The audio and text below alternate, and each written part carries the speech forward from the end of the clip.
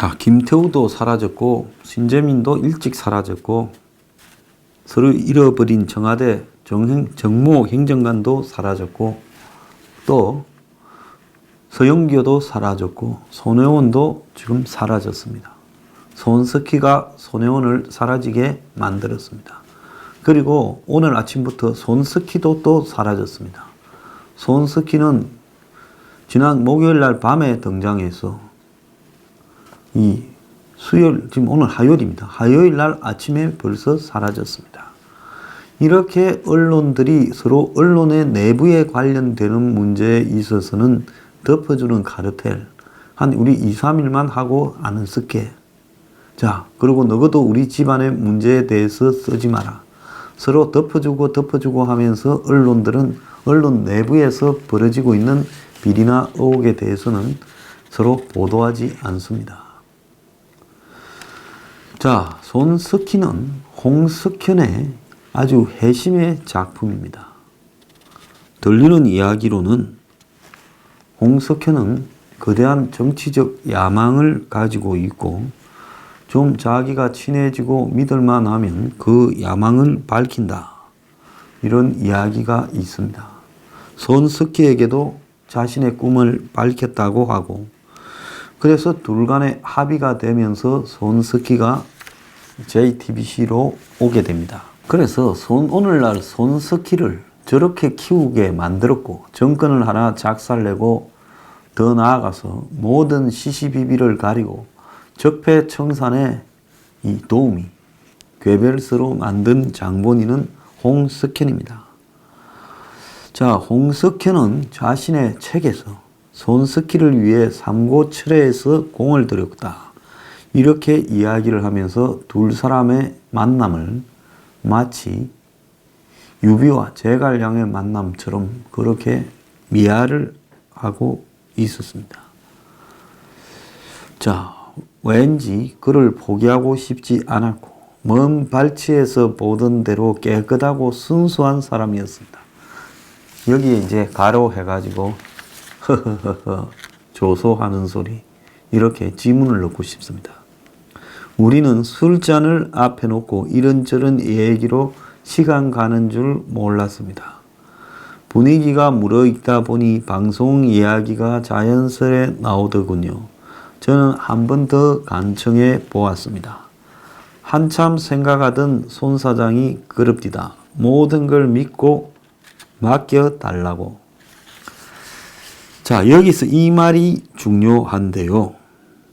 그래서 손석희에 영입을 하게 된 동기가 저는 홍석현의 대큰 욕심에서 비롯되었다고 보고 있습니다.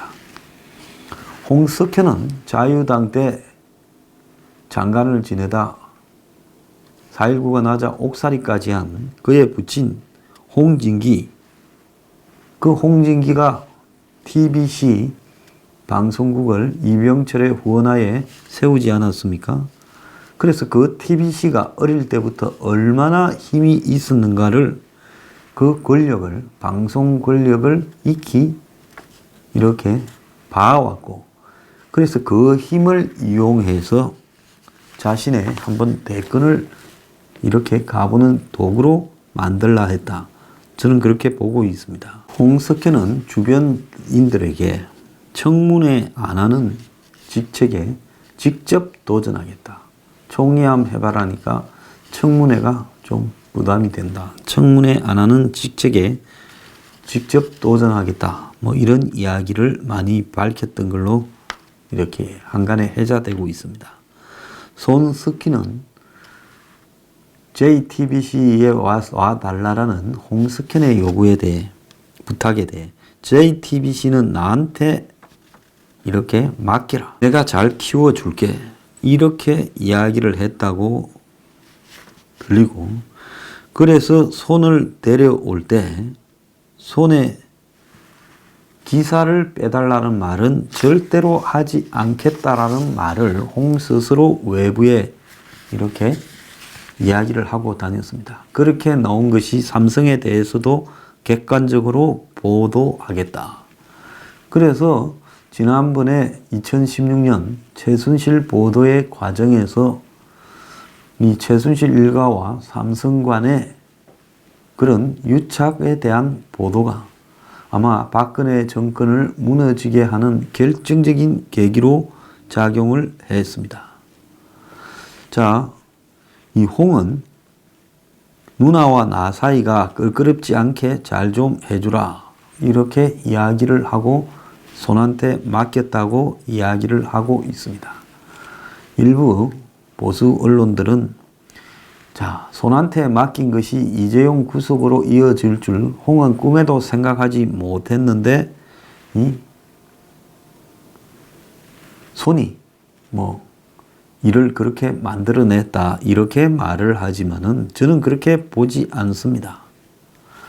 홍은 2017년 초에 기자들 앞에 손석희 사장에게 너네가 취재를 잘해서 특종한 게 아니니 너무 나대지들 말라고 이런 말을 했다고 합니다. 자, 이거는 뭔가 하면 이 홍이 송가 지금 최순실 사태를 진행하는 일에 한 덩어리가 되어서 일을 해왔음을 인정하는 거 아닌가 그렇게 저는 보고 있습니다. 자, 홍은 박 정권이 무너졌을 때 그 수혜를 문재인이 받을 거라고는 생각하지 않고 자신만의 세계에서 빠져 사는 황당한 사람이기에 자신이 대권을 가기 위해서 트럼프를 접촉하러 미국에 끈을 대어서 트럼프 타워 약속까지 잡아서 갔다가 그날 눈이 많이 오는 바람에 약속이 취소되면서 트럼프를 만나지 못했다.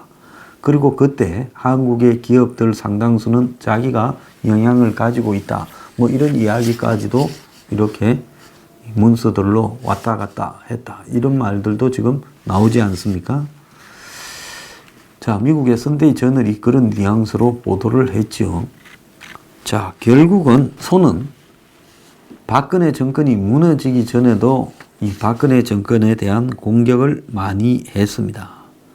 그래서 손석희 그리고 이제 손석희를 갖다가 영향을 가지고 있는 홍 그리고 홍의 영향을 가지고 있는 삼성 이 라인이 박근혜 정권 때에도 이렇게 매우 청와대에서 이정현 등이 이 홍에게 당시 홍보수석을 할 때 문제 제기를 했던 걸로 한간의 이야기가 회자되고 있습니다. 그래서 홍석현이 한간의 세무조사를 받았다 하는 이야기까지도 이렇게 돌아다녔습니다. 자, 그래서 당시 박근혜 정권에서도 홍에게 손을 잘라라고 이야기를 했고 2014년 전후로 아니겠습니까? 그래서 내년에 주총에서 자르겠다라고 하면서 이렇게 홍이 시간을 끌다가 약속을 안 지키고 이제 박 정권의 약점이 드러나자 반격에 나서서 정권을 공격하기 시작했다. 저쪽에서 널 잘라라 하니 너가 살려면 저쪽을 죽여라. 이런 식으로 부추겼을 가능성이 이야기가 많이 되고 있습니다. 자, 문 정권 들어서 홍이 마치 정권의 상당한 라인을 가진 것처럼 손에게 MBC 사장을 시켜주겠다 했는데 손이 거절했다라는 소문도 돌아다니고 있습니다. 자, 그런데 지금 지난 금요일 날 JTBC에서 홍과 손이 중요한 이야기들을 나눴다. 자, 분위기로는 홍이 손에게 이제는 좀 문제가 있다. 이제 갈라서야 되는 거 아니겠느냐. 이런 말을 했다라는 이야기도 떠돌고 있습니다. 자, 손석희는 지금 평창동에 큰 집을 가지고 있다. 단독주택. 그렇게 알려지고 있습니다. 자, 손석희가 이렇게 큰 집을 가지고 있는데, 자, 손석희가 지금 연봉이 얼마일까? 전혀 알려져 있지 않는데요. 손석희는 2013년 5월 달에 JTBC로 왔습니다. 손석희가 오기 전에 JTBC는 시청률이 종편 중에서 거의 꼴찌였습니다. 그래서 이 채널A나 TV조선은 살아남아도 JTBC는 저러다가 돈은 제일 많이 쓰고 살아남기가 어렵다라는 이야기까지도 많이 나왔습니다. 그런데 손석희가 2013년에 오고 나서 보수 정권에 반대하는 좌파 진영의 구미를 맞추면서 시청률이 뉴스부터 올라가기 시작했고, 이후에는 이제 드라마, 예능까지도 따라서 올라가기 시작했으며, 세월호 사건을 겪으면서 JTBC는 이 폭발적인 지지율을 이렇게 보이다가 이제 2016년 들어서 최순실 사태, 탄핵 사태에서는 그야말로 다른 뉴스 방송국들을 완전히 압도해버리는 시청률을 확보했고, 현재도 그때만큼은 아니지만 상당한 시청률을 지금 이렇게 끌어가고 있고, 이제 JTBC가 이 공중파 하나보다도 더 큰 그런 비중을 가지게 되는 위치에 이르렀습니다. 그래서 한간에는 삼성 사장들을 받는 월급만큼 이렇게 줘도 JTBC가 더 이득일 거다. 그래서 실제로 손석희로 인한 수입이 JTBC에서 말을 할 수 없으니까 이 홍석현은 손석희에게 수십억의 연봉을 주고 있지 않겠나, 이런 이야기까지도 나옵니다. 자, 홍은 이 방송에 있어서 이 좌파적 모드로 JTBC를 배치를 했습니다. 중앙일보는 또 중도 우파적으로 배치를 했지요. 그래서 중앙일보는 오른쪽으로, JTBC는 왼쪽으로 배치를 해서 이 왼쪽에 있어서의 방송의 수요들을 JTBC가 다 흡수해버리는 그런 상황을 만들었습니다. 어쨌거나 홍석현은 손을 자신의 대선에 최종적으로 마지막으로 써먹으려 했는데, 이제 이번 이 사태로 손석희가 어떻게 되든 대선 때 써먹기는 어렵게 되어버렸기 때문에 이제는 손을 버리는 역할을 지금 빨리 하고, 그리고 애프터 손을 갖다 놓는 것이 낫겠다. 한마디로 손석희가 방송을 계속 진행한다 하더라도 그것은 손의 욕심이지, 홍의 입장에서는 손이 이제는 좀 쓸모없는 이런 물건이 되어버렸다. 이렇게 지금 보고 있을 거라고 봅니다. 과거 중앙일보는 보수 성향을 가진 한 간부를 내보냈는데 2년이 걸렸다는 겁니다. 한간의 이야기로는 약점이 많아서 쉽게 내치지도 못했다는 겁니다. 자, 그런데 삼성 또한 중앙과의 관계를 거의 갈 때까지 갔다. 과거에 서소문에 중앙일보가 사옥으로 쓰던 그 큰 건물이 있었죠. 호암 빌딩입니까? 그 빌딩이 84년 10월 달에 만들어졌는데, 그 빌딩 앞에는 신문 배달부 5명이 있는 동상이 있었는데, 지금 그 동상이 저 부산의 주차장 한 구석에 가 있다. 이런 이야기가 나오고요. 자, 삼성 입장에서는 홍이 정치한다 하니 아예 그냥 그 과거의 중앙일보의 흔적이 남은 그 빌딩을 그냥 다 때려 부수고 아직 멀쩡한데 새로 지어라, 이런 말까지도 지금 나오고 있습니다. 자, 그런데 이 중앙일보가 지금 JTBC하고는 이렇게 분리되어서 운영되고 있는데, 지금 부채가 천문학적 부채를 안고 있다. 그런데 1금융권에서는 대출이 안 돼서 2금융권에서 이렇게 대출을 받고 있다. 이런 이야기까지도 한간에 지금 회자되고 있습니다. 자, 이런 상황에서 결국은 홍은 JTBC 쪽에 집중하고 중앙일보는 지금 폭탄을 만들어 가고 있다. 이런 말도 나오고 있고요.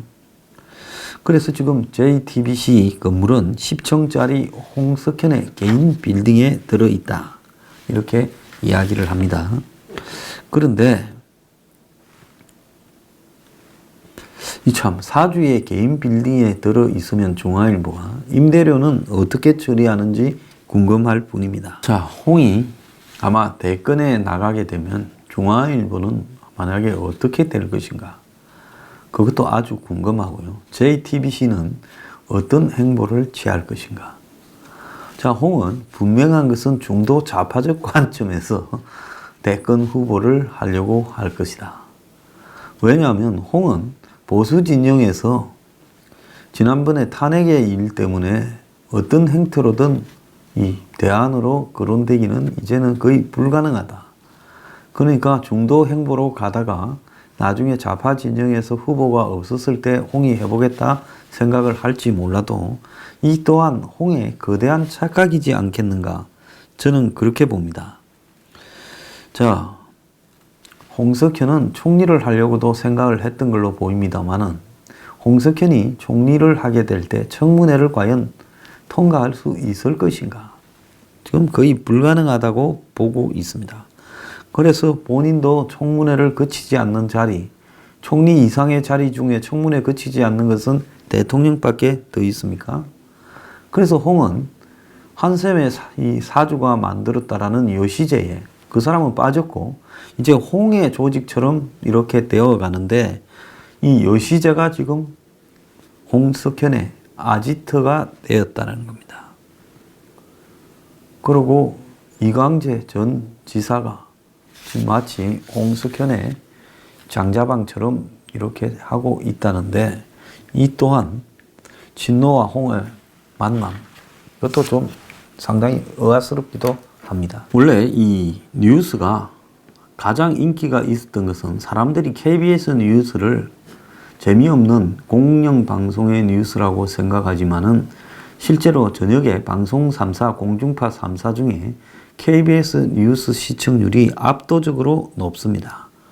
그런데 이 JTBC의 손석희가 진행하는 뉴스가 이 KBS 9시 뉴스보다 시청률이 더 나오고 있습니다.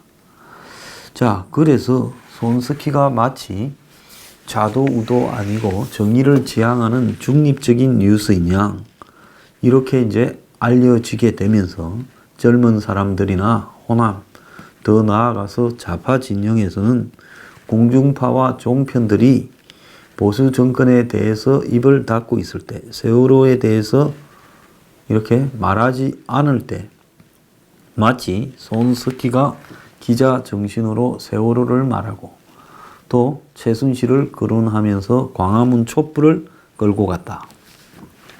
이렇게 이야기를 하고 또 그로 인해 이제 이 박근혜 전 대통령의 아킬레스건인 최순실을 건드림으로써 또 이명박의 다스를 건드림으로써 두 전 대통령을 감방으로 보냈습니다. 근데 이명박 전 대통령이 퇴임 이후의 안전장치로 자신의 편을 들 수 있는 종편을 허가했는데 그것이 계기가 되어서 자신도 죽고 박근혜 정권도 지금 죽이게 된 상황을 만들어 버렸다는 겁니다. 자, 홍석현은 처음에는 JTBC 보도부문 사장을 맡고 있던 손석희를 나중에 대표이사로 승진 발령을 했습니다. 자, 그런데 이 손석희의 대표이사 승진은 결국은 언론사의 대표이사라는 것은 그야말로 오너가 아니면 바지 사장입니다. 지금 언론사는 원래 오너가 해야 되는 건데요.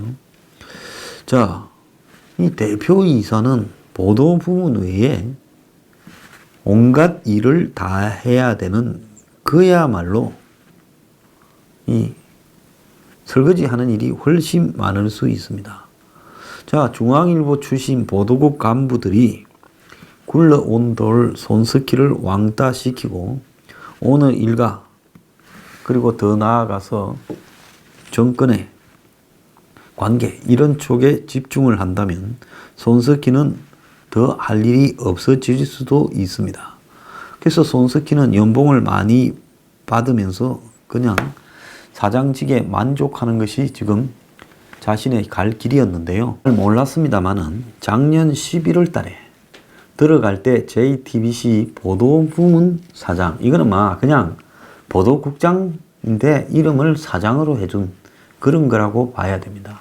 그런데 작년 11월 달에 명실상부하게 JTBC 대표이사로 손석희를 앉혔습니다. 이것은 홍의 입장에서는 손석희의 뉴스로서의 가치는 앞으로 집권 여당의 편을 드는 괴벨스로서 좀 떨어질 수밖에 없죠. 공격을 할 때 빛나는 것이지 이 뉴스라는 부분이, 미디어라는 것이 정권을 옹호하면 이 기사로서의 가치가 떨어질 수밖에 없는 겁니다. 그래서 홍이 그것을 꿰뚫고 손을 한마디로 JTBC에 대한 방패막이로 내세워서 앉혀놓고, 또 문정권에서 JTBC로 지금까지는 도움을 많이 받았지만은 또 자신이 지금 삼성하고 이렇게 예민하게 이 척을 져가지고 있는 상황에서 홍이 대표이사로 해야 삼성으로부터 공격, 또 이 정권으로부터의 같은 편이지만 미묘할 수 있는 어떤 부분들을 방어해낼 수 있다. 그래서 바지 사장으로 손을 완전히 전면에 내세웠다는 겁니다. 그래서 홍은 그걸 가지고 정권이 힘이 있는 1, 2년을 더 버티다가 마지막으로 자신이 대권 가는 구도가 나오면 그때 손을 제대로 한번 써보자 해서 미련을 갖고 남겨두고 있었는데, 이번에 손이 예기치 않은 대형 사고를 침으로써 홍으로서는 이제 손의 가치는 사실상 소멸됐다. 그래서 두 사람의 관계는 지금 결별이 시간 문제라는 겁니다. 그러면 손이 이 JTBC에서 쫓겨나왔을 때 정권은 그러면 손을 어떻게 할 것인가? 자, 정권 입장에서는 손 같은 경우에는 저는 그렇게 봅니다. 김어준이나 주진우만큼도 가치가 없는 부분일 거다라고 손을 보고 있습니다. 도와준 거는 도와준 거고, 너네도 그래서 돈도 많이 벌고 시청률도 엄청 올라갔고 광고비도 엄청 벌었으니까 그 너네 벌 건 다 벌지 않았느냐. 그런데 너는 이 손혜원이를 덮어주고 현재 문정권의 실정을 덮어주는 카드로 이렇게 있다가 용도 폐기되면 그만이다. 너 정도 되는 기술자들은 굉장히 많이 있다. 이렇게 보고 있을 거고요.